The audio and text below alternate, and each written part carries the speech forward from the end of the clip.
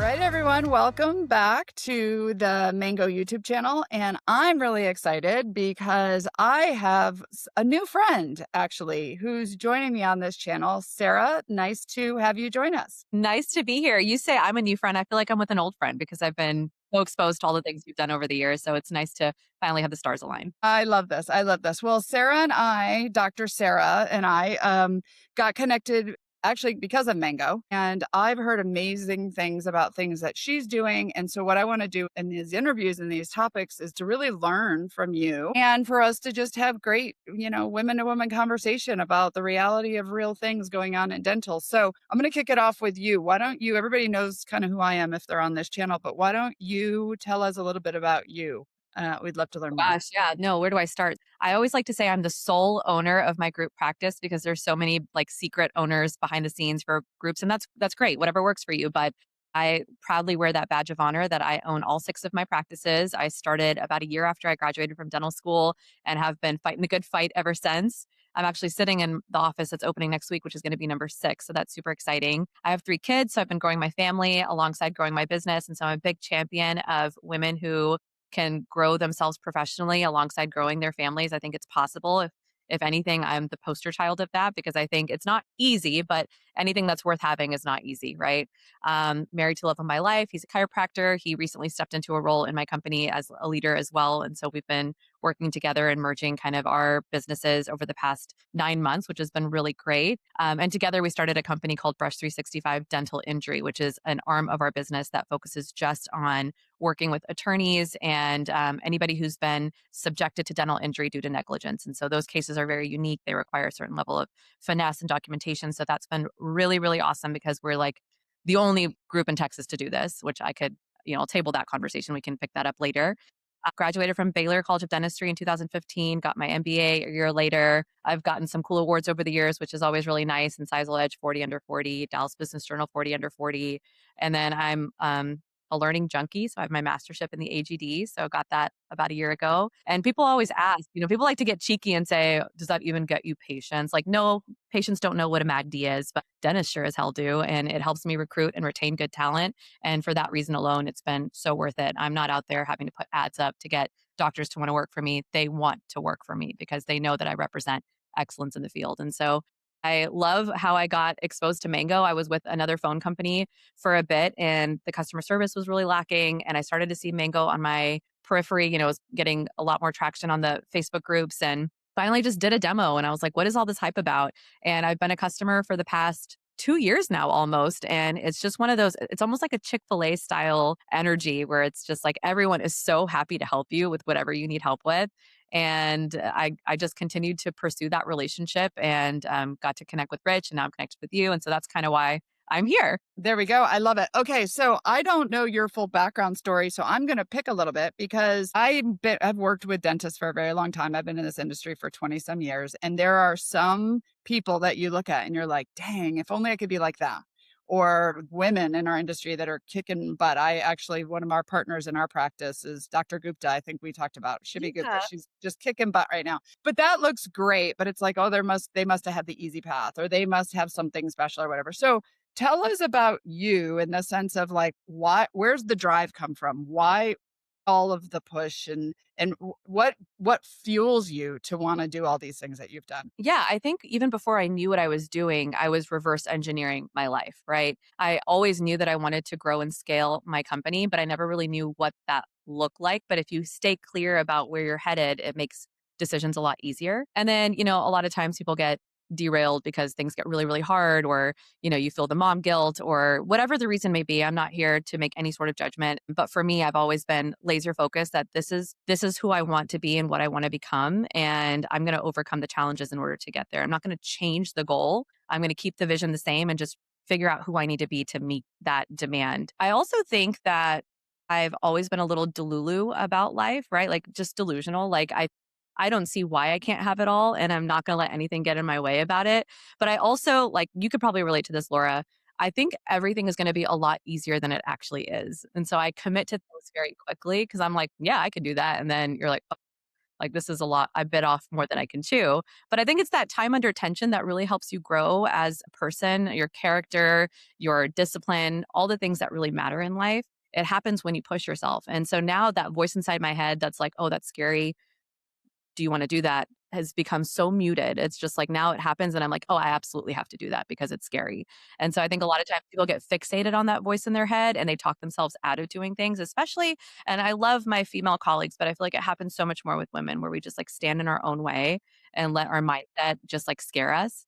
But it's like that thing that scares you, stop talking yourself out of it. And so I just haven't really let myself get scared with things. And then you asked like where this came from. My dad has been a serial healthcare entrepreneur my whole life, so it's not like I can't neglect that that's been my upbringing. Like normal people probably talk about normal things at dinner time, and my dad talked about, you know, EBITDA and his partnerships with his physicians. Like he came from nothing and he was able to grow and get his medical degree, grow dialysis clinics. He ended his career as the sole owner of a mid-sized hospital. He was one of the only people in the United States to do something like that. And so when people are like, "How are you the way you are?" I'm like, "Just meet my dad and you'll understand like I'm nowhere close to where I want to be because he just set the sight so high." And I think you're just contained by how big your dreams are. Like the bigger your dream is, the more likely you're going to want to push yourself to get there. Yeah, I love that. Actually, and my dad was the fuel. My dad was a military guy my whole life. It was just like, get out there and just do it. Just do the hard things and you're going to figure it out. And, yeah, I have that same exactly. Right. And I think a lot of it is mind shift or the attitude that you have. Right. So just being optimistic. So, actually, anybody listening to this, tell me an example of somewhere where you have failed. I mean, you can't have just been like, this is where I'm going and you're on this journey. Like, talk about failure a little bit because Are you that's kidding? also a risk. I think the only failure is giving up. I think Mhm. the only failure is when you throw in the towel and you're like, I'm not going to do this anymore, at least for my own life. Again, I'm not projecting onto the people around me, but for me, I don't think I've failed because I'm still in it. I'm still in the ring and I'm still pushing harder, but every day is a challenge. Like, you know, I admire the Shivi Guptas of the world because they're in a phase of their career where they've really figured it out. Like they're stable and things are, you know, their practices have been around for decades. Their kids are, you know, able to feed themselves, they're able to be self-sustaining. I'm in the thick of the chaos where every payroll kind of makes my heart wrench a little bit, and every new opportunity my husband brings across my table, like we get into it. Like yesterday, he spent the morning scouting out a new practice. And I'm like, is six not enough for now? Like, can we just stop for a second? Like, can we just breathe? Like, I'm unwell about this situation. But I think like the level of success you have in life is directly proportionate to the level of risk you're willing to take.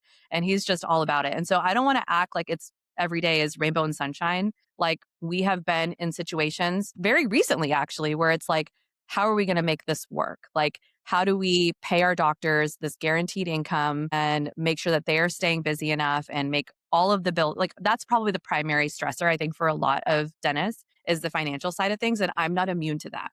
I'm not immune to it. I think I've got the culture thing figured out. I think I've got my avatar dialed in for what kind of team member I want, which hasn't always been the case. I've had bad hires. I've hired bad doctors. Like I've messed up with patients. I don't think that those are failures though. I think they're lessons. But as long as you stay in the ring, you're still winning. Right. Yeah. I love that.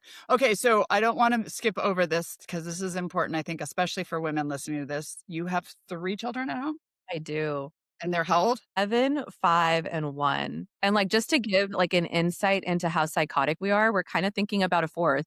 I don't know.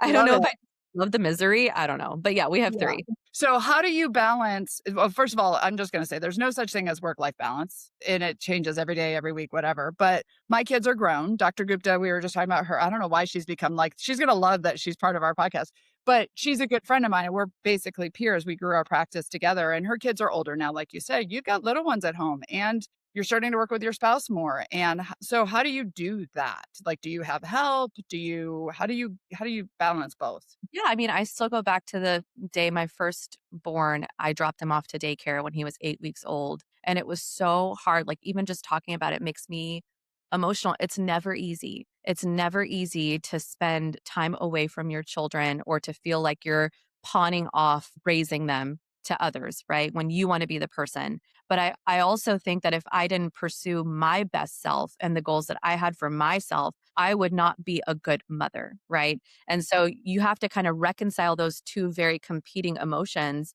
And so I have from the very start, before like any of my friends were having kids, because I got pregnant like a 16-year-old, like the week after I got married, and was like, what? Like I was not expecting it.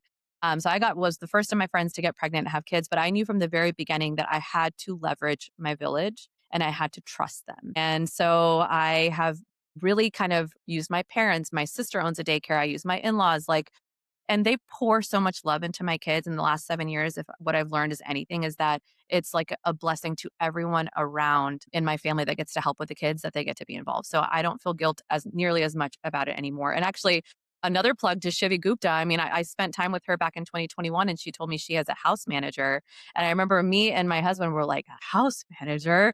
Like, well, what does one have to do to need that? Well, we just hired our first house manager about 6 months ago. And it's like, when you learn about these ideas from people who have been there, done that, you create so much more efficiency. You don't have to suffer as a mother to be a good mother. Yeah, you gave me goosebumps because I remember the first time I dropped my kids off at daycare when they were, and it's hard. You feel like half of your heart you're leaving it somewhere. It's kind of like when you leave your practice, you feel like half of your heart's at the practice when you're at home. But I do think getting help is key. And for me, one of the things is I felt more balanced when I could be working and having my family. Like I'm a better mom because I'm better at work, and I'm better at work because I have something to go home to that I love, and that enhances me. So I 100% agree with that. Nowadays the house manager, if somebody's listening to that going, okay, come on, right? I just had like a college kid who would help me in the afternoons, pick up my kids from school, maybe take my kids to gymnastics or bring them to the office or take them to get ice cream so I could get that extra hour or two after work or after school. So it doesn't have to be like some high end thing, but you can't do it all as a woman. If you've got all this, like you need the help, right? It seems like it's the biggest thing. In this era with AI, I literally was like, these are the things that we need done. Put together a job description, put together like, KPIs for this role so that I can make sure I'm holding my house manager accountable. I had my director of HR put an ad on Indeed. She vetted all of the applicants that came in, and to the point where it's so streamlined and easy. It's like, if you don't know what a house manager is and you're listening to it, just look it up and you'll see like it could be whatever you want it to be. Yeah, exactly. Okay, so let go back to day one for us. So I'm going to really do this journey with you. So we'll just your first practice. Like when was that? How old were your kids? And then how far from the first practice did you get to the second practice? What's the Yeah. beginning? Let's go back. So actually, I took on a role at a small local DSO so that I could go to business school. So the day that I graduated from dental school, I started my full-time MBA program at the Jindal School of Management. I think I was like a forever student at the time. I just couldn't imagine being away from school, but I also knew that I wanted to have that skill set to be able to become a proper entrepreneur. I started my first practice a year later when I was 27, and I really did not know what to do. Like I literally could not do dentistry well because the entire time I was in dental school, I was thinking about being the owner of 100 practices. Like I just had my head in the clouds. So I was referring everything out, right? And all I really knew how to do was, back in the day, it was like Adobe Photoshop. So I was like, let me just make a bunch of like flyers for my practice, and hope people come in, and I was doing well in terms of like getting new patients in, but then the numbers weren't great because I wasn't doing the dentistry. So I was like, okay, I need to start learning I'm not just going to like magically grow this thing. Like I need to be the one doing the dentistry. And it sounds so stupid to say out loud, but like I just didn't connect the dots. It's that young naivety where you just think you're going to open a practice and just be a millionaire. And it's like, no, you've got to roll up your sleeves and do the work that needs to be done. So I started to really aggressively take on more continuing education, like the plight of many small business owners in dentistry. You just are like, okay, I want to learn more. If I learn more, I don't have to refer out so much. I got pregnant about 8 months into ownership. So that was a surprise. And I remember making the decision to hire an associate to cover my leave. And I just bled money. I bled money, and money that I was leveraging a golden parachute of sorts at that time through my dad. But at some point he was like, I'm not doing this anymore. Like you need to figure your shit out. And so literally 4 weeks after I had a baby, I'm back in the office trying to think about like ways to turn things around. And you just get strappy and you figure it out. So I started doing implants, I started doing root canals, I started doing complex extractions. It was when I got pregnant with my second baby that I purchased my second office. Okay. And my model, so the first one was a de novo. Again, looking back, I think if I could tell something to my 27-year-old self, it would be buy an acquisition, because then you're not sitting there like wondering how you're going to make any of your bills, right? You have money already coming in. But I'm also grateful that I was able to establish a culture and all that. The second office was a failure to thrive situation. So it was really just buying a second gen space for pennies on the dollar. I've never been one to be like, I need to pick the door handles and I need to pick the floors and I need to, pick the cabinetry. It's like, looks good, turnkey, has equipment, don't have to pay for the TI. It was on the market for like $500,000. I got it for like 200,000, which felt like a steal. There's going to be a lot more of those, by the way, now with all these DSOs like closing and making very Right. abrupt. And then the third practice is the same way. Or so all of them have been kind of failure to thrive situations where I go in and maybe do some minor like lipstick work and Yeah. then take over. Yeah. And it's funny you bring that about the de novo versus buying. So when my ex is a dentist, that's how I got into dentistry, in case anybody doesn't know that story. I'm no longer married to the dentist, but I'm a recovering dental spouse, 22 years. And just, it wasn't because of dentistry. But he's still my dentist. Shivi Gupta is still my dentist. And she's like, this is a Shivi Gupta podcast. But comparing de novo versus like buying, I mean, for me, I thought the same thing when we went to our second practice. That's like just easier. It's just easier to buy a practice than it is to start a practice. There's pros and cons of both. Like, you don't have any income coming in, but you get to build your culture. You get to hire the right team. You get to do all the things the way you want to do it. You buy a practice, you got that energy of that old dentist. You got the problems. I mean, there's a reason it's at that level, right? So there's pros and cons to both for sure. Totally, totally. I'm just a little bit more balanced in my perspective now, I think. Like I said, everything happens for a reason. I have no regrets. But if anyone is listening kind of on the fence thinking about the two, I think the more important thing when you first start out is to be able to have runway and have some sort of liquidity or some sort of way, unless you have some sort of family member or a way to make ends meet, it can be really risky otherwise. Yeah. And I agree with you. I love that you said that you had to roll your sleeves up and just be a dentist and get in the, like, I'm building a phone coaching program right now. And someone said, do we need to hire someone to run this? And I'm like, not yet, because I need to know how to do it myself. Like, I need to know how to do everything in here so that if I ask somebody else to be able to do it, first, I've written all the SOPs and how to do it. But then secondly, I've done the work. That's how, like, when I train on phones, like, I've sat at the front desk of a dental office. I know what it's like to sit. And there's a lot of people who train on phones who've never sat at the front desk of a dental office. So I love that you said that. Well, I mean, it's like embarrassing how long it took me to understand how to read an EOB. Like I think I had, there's that compound interest effect where the earlier you start, the better. So I'm glad I started so young. But like I was an idiot. Like I didn't know anything. And so now I'm the same way, Laura. I'm like, if I want to teach someone how to do this, I need to know how to do it really well first, and then I can pass it on. Right. All right. To wrap this up. So if anybody's listening to this, I don't know if everybody else feels this, but what I think I've learned from you is, first of all, attitude is key. Second, it's education, investing in yourself and really just learning. And then lastly, rolling up your sleeves and, not blaming. One of the things I talk about a lot is not blaming outside factors. Just handle what you can control, right? Like what you can handle in your office. So any other, like, as people are just meeting you, if they're like, hey, I want to, and in fact, anybody watching this, if you've got questions for Sara or me or both of us, just put it in the comments. We'll talk about what it seems you could probably tell. We'll talk about whatever you want to talk about. Any other thoughts that you have, Sara, that you want to leave anyone with who's going to be kind of following along on this journey with us? I think I'm a rugged individualist at heart. So I oftentimes like neglect to mention the partners that I've had that have helped me grow in this journey. And so it would be remiss to not mention that you have to be really discerning about who you trust to help you grow your practice. And so I say that because obviously, we're talking about Mango. And I think any vendor, whether it's your supplies, your equipment, AI services, your phones, your patient communications, you want to make sure that you align with them from a value standpoint, because otherwise you're just setting yourself up for a really rocky relationship. And so we can get into that in future episodes, but I think I haven't always gotten it right. But when I do, I know it. Like I know in my heart that I'm like, this person is worth it. I'm not going to haggle them for a $5 discount per month because they're worth every penny that I pay them. Yeah, I put myself back to when we were new business owners, and I got really lucky. We worked with a great accountant.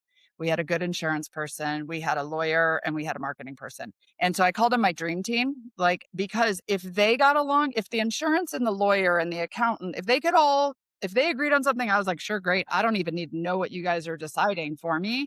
I still have it to this day, like with my estate and my insurance, everything. If they all understand and agree this is the best thing for Laura, good, right? But you got to really trust and know that you have those resources and not to try to figure it all out on. I agree. I agree. Can't do everything yourself. Hire people smarter than you. Exactly. I love it. Okay, great. Well, so this is a great kickoff. I appreciate your time today. Okay. we'll start getting into all the different nitty gritties of things. Maybe next time we'll talk about KPIs or we'll talk about something fun. So if anybody's watching this and when people watch this, put your comments down below. Tag Shivi Gupta so she knows that we're over here talking about our friend. And thank you for your time today. Thanks for having me.